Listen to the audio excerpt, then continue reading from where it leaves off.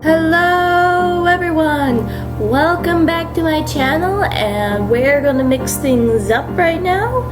So in the past I had mentioned that Chaotic was one of the shows that I believe deserved to have a reboot. And ironically enough, there is talk about Chaotic having a reboot, and I've had looked into a video that has a interview that involves with the creator of a show. Please click it above. So, Chaotic really was an awesome show that not only involved becoming creatures, but you also interact with them as well. And of course, the humor in this show is just really spot on and practically child-friendly. So for this video, I'm going to go over some of the possible concepts of the new Chaotic reboot and what it would mean for the show in general. It will contain some spoilers that might happen later on. Oh, and for some of you who are going to ask me whether or not I am going to discuss about the mechanics or the possible mechanics they're going to talk about in the show in regards to how humans go from one place to another, yeah, no, I am not going to discuss that for the sake of just how confusing the mechanics is, especially for some of you who were familiar with the show. And I don't think I could explain it well enough. And so I'm just going to focus more on the more impressive concepts in the show that are more likely to appear and be well discussed, namely with the Kathaka being one of them, but that's for later on. So, without further ado, let's begin, and bear in mind there will be spoilers to some of Season 1 and 3. Let's go!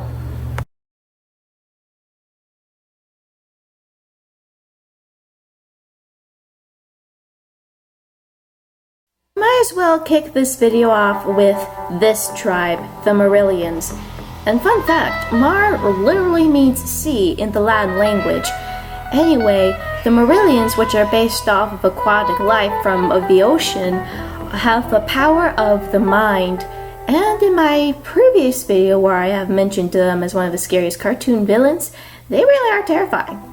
But aside from that, we know next to nothing about these creatures. Like, they have the shortest amount of screen time so far in the entire Chaotic series. Even the Danians had more screen time than them. Here's what I mean. So, the reason why I had mentioned in my previous video of why they're so scary is of their brain manipulation. Basically, their brainwashing causes some creatures as gentle as herrings to turn them into freaking terrifying monsters. And plus, you have the introduction of Belphor, a very slow and gentle introduction in general of how these creatures came into existence, as well as what they're capable of. And oh yeah, just when you thought Belphor was bad enough, get a load of this chieftain right here. In other words, you have Milling, the Marillion chieftain with a really bad attitude. Even without words, you can definitely tell of how royally screwed everyone is at that point. Even the way that Milling fights is nothing to laugh at. This creature definitely is a heavy hitter amongst the tribes for various reasons, and it can be a very frustrating, especially in chaotic battles, which is why it almost gave an entirely frightening notion that these creatures were next to invincible at that point. The worst part is these guys live in inhospitable fluids, which means these guys are very tough survivors, which unfortunately feeds into their superiority. However, it resulted in some great undoing on their part. So, One thing that bothered me was why couldn't they retreat into the ocean all those years ago? They would have more space, that's for sure, as well as considering the doors for deep mines slowly became their undoing. And if you think that wasn't scary enough,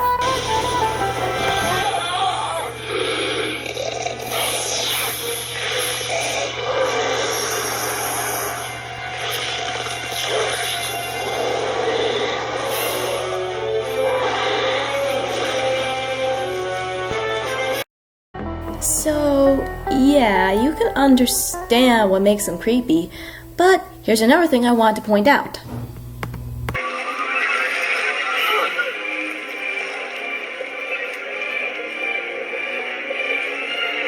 How did you? As long as our leader, Arnie, is with us, you can never defeat us. Yeah, so far the only Marillion that kind of stands out aside from the chieftains is practically Ablop.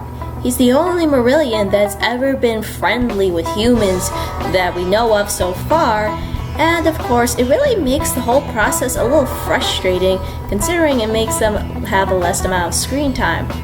So I do wish we could have gone back into the past a little bit more and explore of how the Marillion battles started in the first place, like we learned of how Kiru became the underworld leader and became Geor's ancestor, as well as everyone else who has been forming the underworld. On top of that, we could have also learned a little bit more about the Marillions as a whole. I mean, these are just my thoughts, and I think another thing that would be so cool right now is to have more voice actors for the Marillions. I mean, yeah, we've had some for Felfor and Ani, as well as for Farland, but I feel like it would have been more enjoyable of having it for more of the chieftains, because sometimes that gargling sentences can get really annoying at times.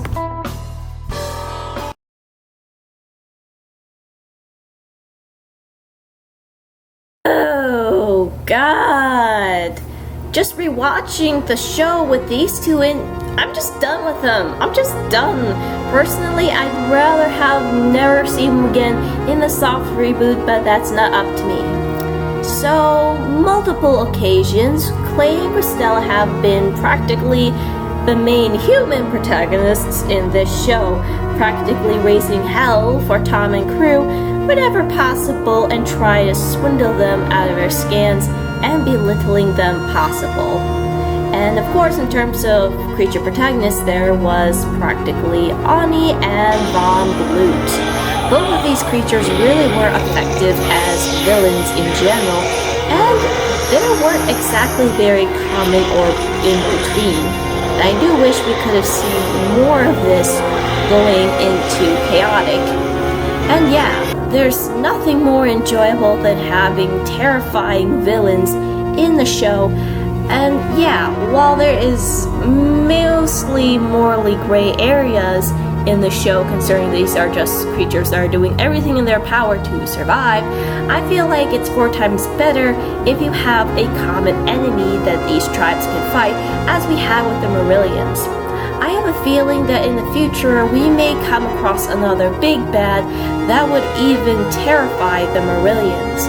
I mean, after all, we don't know much about the Kathaka, and who's to say that there could be other creatures out there beyond the seas of Perum that could cause harm or be the one thing that may prevent the Marillions from living in the ocean in the past. And in a lot of ways, this could definitely make more depth in terms of a show, as well as heighten the stakes in the conflict.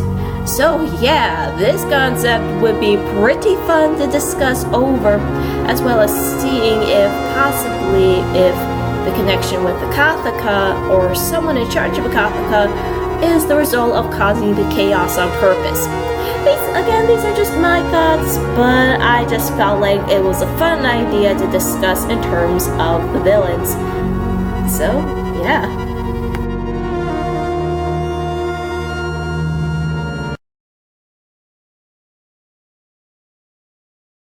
So, it's been noted that we're not going to have the same animation as we had with the 2 previous seasons of Chaotic, which I could probably understand why. It takes a while to get back to the usual service, but at the same time, there were some positives with each of these animations. So with the first season of Flash animation, they managed to get to some really cartoony and eccentric presentations of the expressions of each of the characters' faces, which definitely made it very funny, especially when you're trying to get to the punchline of things.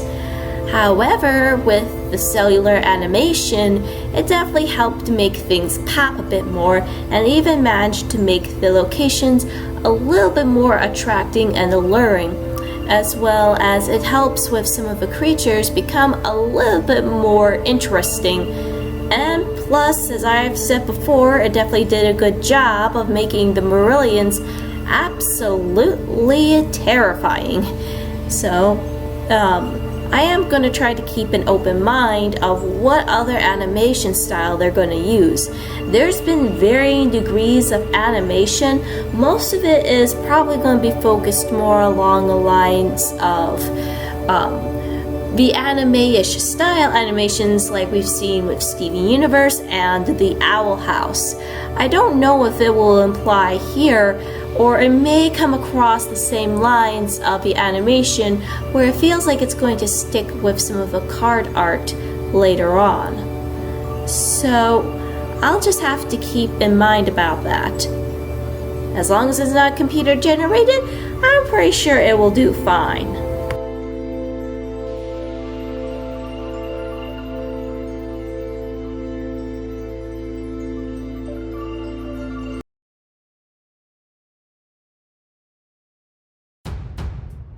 So according to Brian Gannon, he said that there are several different parts that will make the Kathaka. So it definitely is an interesting concept where there can be several hints of to what the Kathaka is. Supposedly it's a magical source of all living things in Param.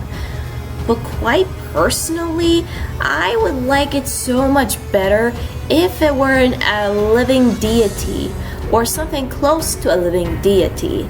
I just find it a whole lot cooler.